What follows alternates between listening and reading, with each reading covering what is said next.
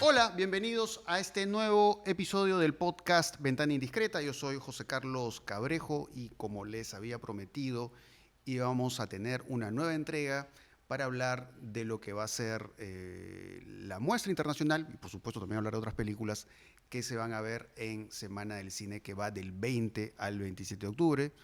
Nuevamente estoy acompañado por Rodrigo Bedoya Forno. ¿Qué tal, José Carlos? ¿Cómo estás? ¿Qué tal? Acá para hablar de esta bella selección que hemos hecho de Semana del Cine. Me interesaría hablar esta vez de algunas películas que están vinculadas a ciertos autores importantes, porque de hecho van a poder ver en Semana del Cine Father, Mother, Sister, Brother de Jim Jarmusch, que es la película que ganó el León de Oro en el último Festival de Venecia. Un poco para contarles de qué trata la película cuenta 3 historias, hay 3 relatos, todos tienen que ver con relaciones familiares, relaciones distantes, relaciones complejas, y Jarmusch pues lo hace muy a su estilo, ¿no?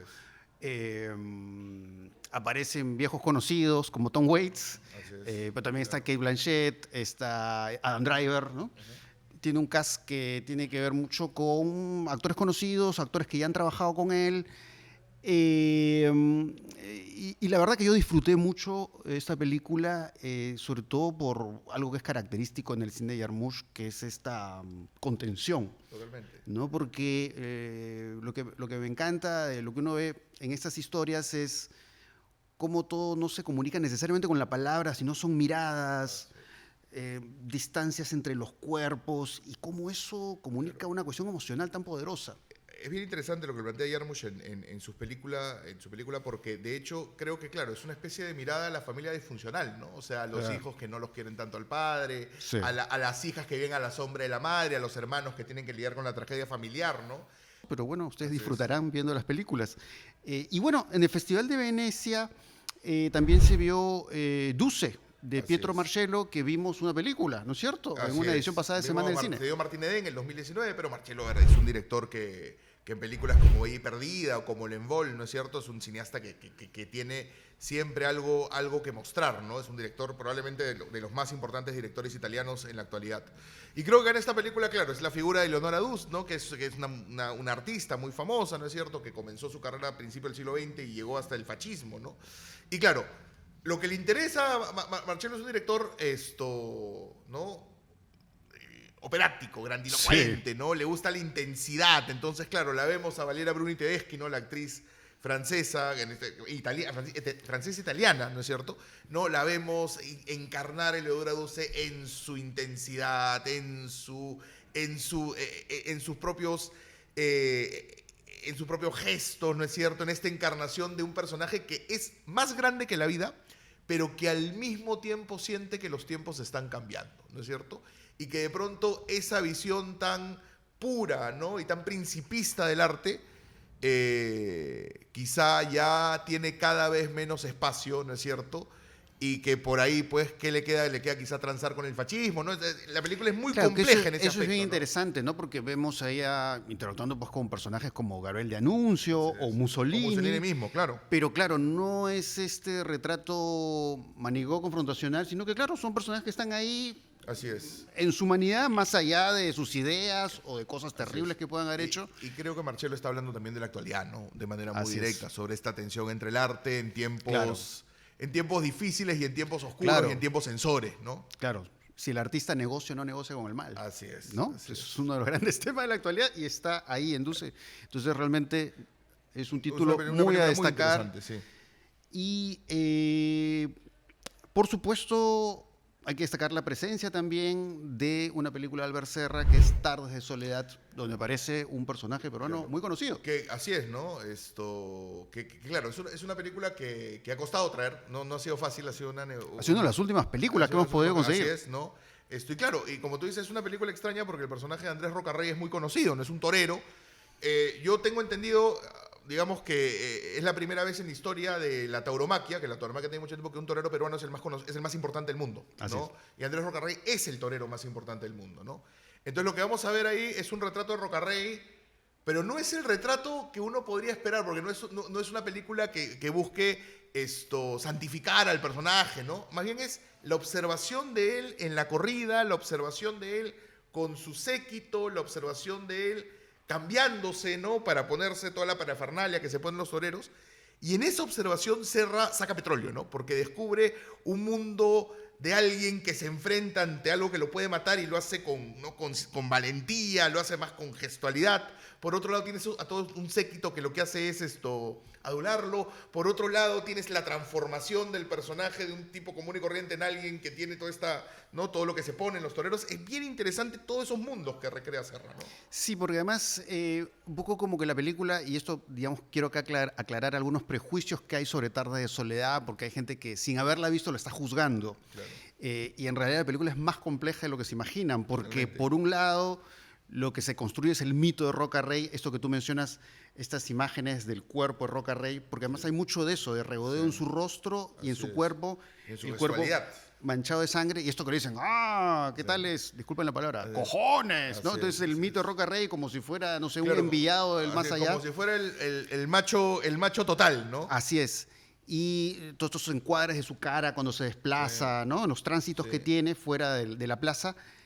Pero por otro lado, la brutalidad del acto, porque por eso les digo que tengan cuidado con la película, porque puede ser chocante ver, pero digamos, también se muestra el otro lado. Creo que es importante ver que es una película en la que se ve violencia contra los animales, ¿no es cierto? Porque se ven corridas, se ve cómo se lidia un toro, ¿no es cierto? Y todo lo que implica. Pero es bien interesante porque, claro, en esa dimensión, en esa violencia, está la dimensión, ¿no es cierto?, del hombre que se enfrenta ante eso, y al mismo tiempo hay una mirada distante. Entonces, claro, hay cierto nivel de ambigüedad en cuál es la posición de la película. Y claro, y uno puede decir, bueno, ¿por qué la película podría tomar posición? ¿No? ¿Por qué por qué la película no podría hacer un retrato y dejar que nosotros pues unamos un poco y a partir de nuestras ideas sobre el tema, pues que nosotros hagamos el retrato final, ¿no? Que eso creo que es apasionante. Entonces la puedes leer de una manera o de otra, y eso es lo maravilloso de Tardes de Soledad.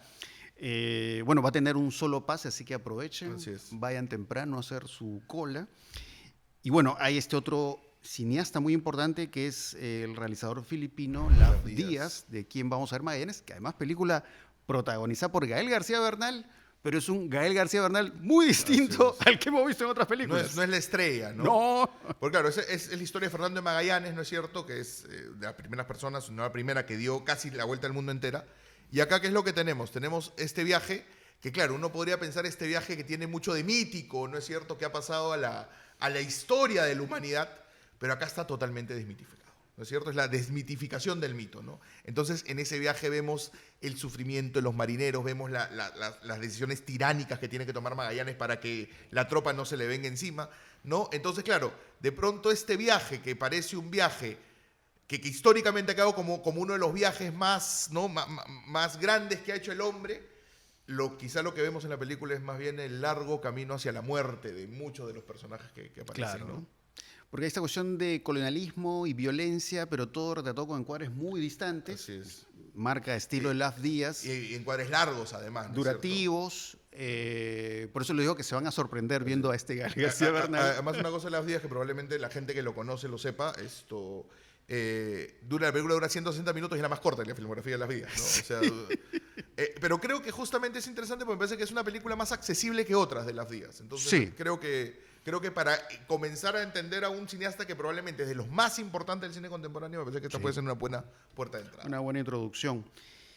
Y saliendo de la muestra internacional como tal, bueno, contar también, probablemente cuando estén escuchando este episodio ya lo sepan, bueno, va a haber un foco dedicado a David Lynch. Vamos a ver 2 películas de David Lynch, bueno, que nos dejó a inicios de este año.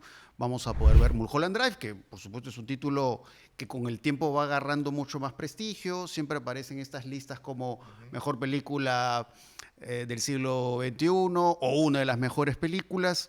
Es una película que se vio en cartelera comercial, por cierto. Se estrenó en el 2003, me acuerdo. ¿No? Pero bueno, de repente muchos de ustedes, porque es una película que tiene muchos fans, no la han visto en pantalla grande, pues bueno, ahora podrán verlo. Es una posibilidad. Una película además que es un deleite y al mismo tiempo es una incógnita, ¿no? Es una película que tú la puedes ver 300 veces y las 300 veces te va a dejar perturbado como la primera, ¿no? Tú Claro. mencionas que se estrenó comercialmente, yo la vi a los 16 años.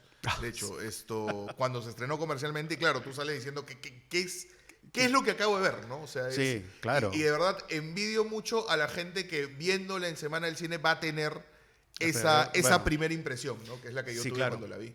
Claro, además vamos a ver la última versión de Mulholland Drive que es aprobada por el director, eso es lo que vamos a ver. Y nada, es una película que va jugando con los géneros, tiene elementos de terror, tiene elementos de comedia. La película se desdobla porque es como si fuera casi dos películas en una y uno no sabe por qué. Es una película llena de misterios, pero es como ese tipo de películas que las piensas y te quedas con ella, ¿no? Y lo peor Vas que uno puede reflexionando hacer sobre ella. es tratar de decir, uy, acá lo voy a tratar de ordenar, ¿no? O sea, no importa.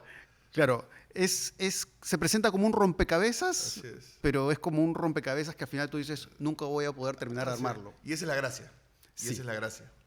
Y además también vamos a ver de Lynch Inland Empire, que es el último largometraje que hizo, con esta estética lo-fi, que es para mí como una suma del cine de David Lynch, porque incluso aparecen actores que han aparecido antes en sus películas, también está toda esta representación del mundo del cine, del mundo de la actuación. Y está la imagen digital, ¿no? Porque Sí. creo que Lynch comienza a trabajar la imagen digital en esa película, que es su última película, y lo hace con la conciencia de la imperfección de lo que era la imagen digital en ese momento, ¿no? Entonces, a esos ambientes de Los Ángeles, ¿no es cierto?, nocturnos, que son casi que algo muy, muy El importante. Paseo de la Fama, ¿no? Los mendigos que están ahí. Así es, ¿no? Eso que es tan emblemático en su cine, ahora le agregas esa imperfección, la textura, lo digital, que le da a la película casi un aire fuera de este mundo, ¿no? O sea, es como si es una película que tú sientes que puedes tocar y como que te astillas, ¿no? Tiene genera esa impresión. Claro, porque muchas películas de Lynch te dejan esa sensación como de pesadilla, ¿no? Pero Inland Empire lo hace de una manera muy singular porque esta textura digital que tú mencionas hace que sea como, claro, una pesadilla, como algo como que no está ocurriendo, pero la sientes cercana, justamente por esa calidad visual. Y los primeros planos también, creo que ahí en los primeros planos, en el rostro de Laura Dern, ¿no es cierto? Y el rostro de otros personajes está también esta dimensión mega monstruosa que el digital la acrecienta, ¿no? Y también creo que para hablar de autores, ¿no? Hay un autor peruano muy importante en la muestra nacional que es Francisco Lombardi, ¿no? Que viene y presenta El Corazón del Lobo, que es una película que ya por el título tú te das cuenta que es una película que está dialogando con la que probablemente sea la película más conocida de Lombardi, que es La Boca del Lobo, ¿no es cierto? Porque claro, El Corazón del Lobo es una película que te cuenta la historia de un chico, de un niño que es secuestrado por Sendero Luminoso y un poco como la ideologización del personaje se convierte no tanto en una consigna, sino en una forma de supervivencia casi, para poder superar un poco la situación y no ser asesinado, ¿no? Y creo que en ese camino Lombardi es interesante porque si Lombardi en La Boca del Lobo nos mostró a estos militares, ¿no es cierto?, asustados y de cierta manera enfrentados ante una fuerza que es más grande que ella, acá tenemos un poco lo mismo, solo que ahora desde dentro, ¿no es cierto?, a un chico asustado frente a una fuerza mucho más grande que él y frente a la cual solo queda quizá adaptarse para sobrevivir, ¿no? Entonces es una película, es una visión bien interesante que complementa, y el mismo Lombardi lo dice, complementa un poquito lo que se construyó ya hace más de 30 años, ¿no? Con la boca del lobo, ¿no? Sí. Y bueno, para cerrar, no olvidarse también que hablando de películas peruanas, bueno, van a haber algunas funciones especiales y se va a poder ver una película de Mari Jiménez del 84, que es una producción peruano-belga que es Del Verbo Amar, que es una versión restaurada que van a ver. Y creo que es una película que merece ser mucho más vista, porque realmente es una gran película. Es Mari Jiménez y usando la cámara para acercarse a la figura materna, que es algo que muchos hacen en la actualidad, ¿no? Y creo que ella un poco antecede a muchas de estas propuestas que se ven en un país como el nuestro, pero por supuesto también en otros países. De acuerdo. Entonces, no se pierdan la película de Mari Jiménez. Y bueno, ya nos veremos en alguna entrega más sobre Semana del Cine. Así que espero que les haya gustado mucho este episodio. Así que ya nos reencontramos, Rodrigo. Nos vemos, José Carlos. Chao. Gracias.